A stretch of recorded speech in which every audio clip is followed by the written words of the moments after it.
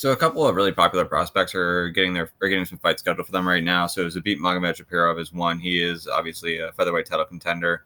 And then up at 205, we have Johnny Walker, who is finally returning after injuring himself, doing the worm after knocking out Misha Sirkunov in his last fight.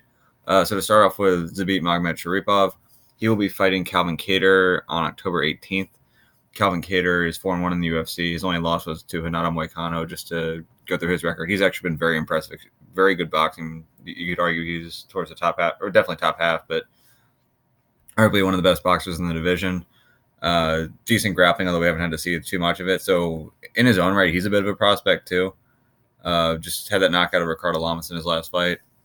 So he started off in the UFC beating Andre Fili, beat Shane Burgos, who was coming in really hot at that time, lost to Moicano, but then beat Chris Fishgold, who was a champion out in Cage Warriors, known as a really good grappler, and then beat Ricardo Lamas. So Kattar is actually a guy who, if he gets this win over Zabit, there's a chance that he could be pretty close to a title shot himself. So it's not like this is just for Zabit. This is actually a pretty big fight for Calvin Kattar as well.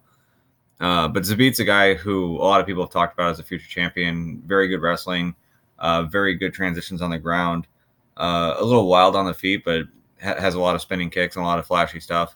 Does leave himself open at times, has shown some issues with his gas tank at times as well. So it'll be interesting. This fight is a co-main event. It's not a main event, so it won't be 5 rounds. So for Zabit, that's good news. It means he's not going to have to worry about gassing too late and having to deal with round 4 and 5. So interesting fight for him. Obviously, he's coming off of that win over Jeremy Stevens.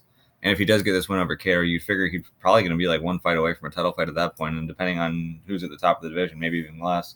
Because right now it looks like the one guy who you'd argue is the top contender is Alex Volkanovski, and he appears to be on track to get a fight around the same time around October. So whether or not Volkanovski fights in Australia in October, whether that's handled later, there's a good chance that once his fight's done, and especially if he loses to Max Holloway, that the winner of this fight could slide in and potentially get a title shot. So for a guy like Zabit, who's been talked about for a little while, really big opportunity for him.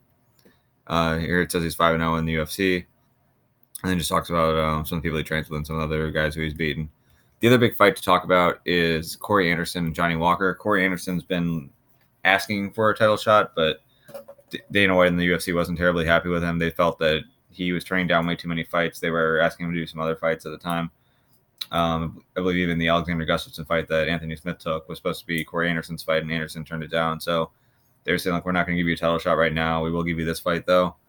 And what's interesting to me about this is I feel like Johnny Walker may be getting rushed a little bit too fast because light heavyweight's not a very deep division. People feel like it's getting deeper now just because there are more names that are popping up, but you really can't have that deep of a division if people are popping up from a division below, winning a fight or two, and all of a sudden they're title contenders. Like, light heavyweight is just not a very deep division, and a lot of its new depth is coming from people just migrating up from 185. But with that being said, that means that Johnny Walker, who has 3 knockout wins in the UFC, is now fighting against a top 5 guy. And if he wins this fight, in all likelihood, will be in line for a title shot, maybe a little bit quicker than he should be. It's hard to really rip into his game so much because his fights are so quick. That's really hard to say. Like, you really don't know a whole lot about his grappling. You don't know a whole lot about his striking just because what he's doing is working. So even if you think you might be seeing some holes, it's hard to really call him holes if what he's doing is so effective and effective so quick.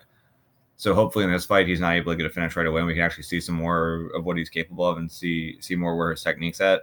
I have a feeling based on how long he's trained, which I think is around like the 6 or 7 year mark, that he's not at a point where he should be ready for John Jones.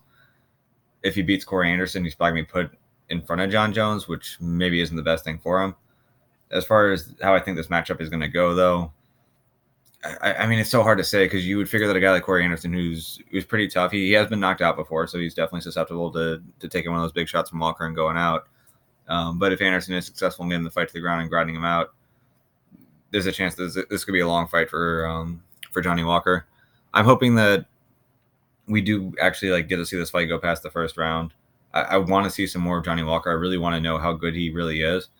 We know that he's capable of doing some flashy stuff, and we know he's capable of taking guys out really quickly. He's taking some decent guys out, too. Misha Sirkunov is no joke. Justin Ledet was known for pretty good boxing in the heavyweight division. He got taken out really quickly. So Johnny Walker, I have no reason to believe he's a bad fighter. I just don't know if it's the right move to put him so close to a title fight right here. And if he does get that win over Corey Anderson, like I don't know how you can argue that he doesn't get the title fight unless you argue that, say, the winner of Weidman versus Reyes gets it instead, and say that they have a better case to make. And I guess in that case, you would.